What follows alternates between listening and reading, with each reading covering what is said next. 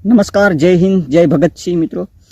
તો થોડા દિવસ પહેલાં જ્યારે લગભગ 6 મહિના પહેલાં જ્યારે મને અહીંના સ્થાનિક લોકોના અને જે ઘાટવડ અને સુગાડાના સ્થાનિક લોકોના જ્યારે મને કોલ આવે કે જે રાશનની દુકાન ઉપર ગેરરીતિઓ થાય છે તેને લઈને થોડાક સમય પહેલાં જ્યારે દુકાન વિઝિટ કરવામાં આવી હતી મારા દ્વારા, દુકાનની ત્યાં લગભગ અડધું કાપી અને અનાજ લોકોને આપવામાં આવે છે।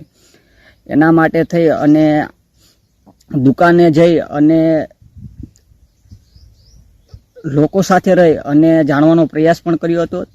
ત્યાર પછી લગભગ 1-2 દિવસ પછી જ્યારે મેં મામલતદાર સાહેબને કોલ દ્વારા જાણકારી આપવામાં આવી હતી કે સાહેબ આવી રીતે ઘાટવડની અંદર જે પણ દુકાન છે તેની અંદર ગેરરીતિઓ થાય છે, એટલા માટે મેં કોલ કર્યો અને જ્યારે કોલ કર્યો ત્યારે એવો જવાબ મળ્યો હતો કે કાર્યવાહી કરીશું, આમ કરીશું, તેમ કરીશું, અને પછી કોઈ પણ પગલાં લેવામાં આવ્યા નથી। ફરી પાછો ત્યાં દુકાન ઉપર જઈ ઘટના સ્થળે જઈ અને જ્યારે મામલતદારને સાહેબને ફોન કરીને કીધું કે સાહેબ તમે આવો, જુઓ કે કેટલી હદ સુધી ગેરરીતિઓ થાય છે, પણ છતાં પણ મામલતદાર સાહેબ છે તે ગોળ ગોળ જવાબ આપે છે અને આ એનો પેલાનો નંબર શેર કરે છે અને ફલાણાનો નંબર શેર કરે છે અને આવી રીતે થઈ અને કોડીનાર મામલતદાર છે તે ગોળ ગોળ ફરે છે, બરોબર છે।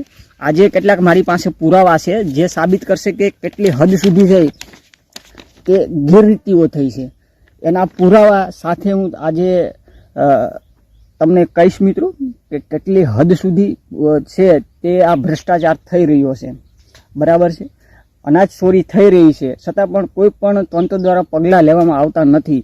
શું કારણ હશે એ તો હવે તંત્ર જાણે, અધિકારી જાણે, મામલતદાર સાહેબ જાણે, કારણ કે આ લોકો સાથે કદાચ ભાગ બટાઈ પણ હાલતી હોય તો આપણને તો ખ્યાલ નથી, બરાબર છે। પણ આપણા ગરીબોને છે કે અનાજ હંમેશા માટે ઓછું મળે છે, એ આ વાત અને આ કાગળિયા અને આ પુરાવા સાથે તમને દાવા સાથે કહું છું મિત્રો કે આ એ જે ગેરરીતિઓના પુરાવા છે કે એટલી હદ સુધી ગેરરીતિઓ થાય છે, બરાબર છે। તો હું તમને બતાવું મિત્રો, આટલા જ કાગળ છે, આનાથી વધુ પણ મારી પાસે પુરાવા પડ્યા છે મિત્રો, બરાબર છે। જો કોઈ તંત્રને કે કોઈ વ્યક્તિને જોઈએ તો આપણે જાહેરમાં આપીશું એને, બરાબર છે।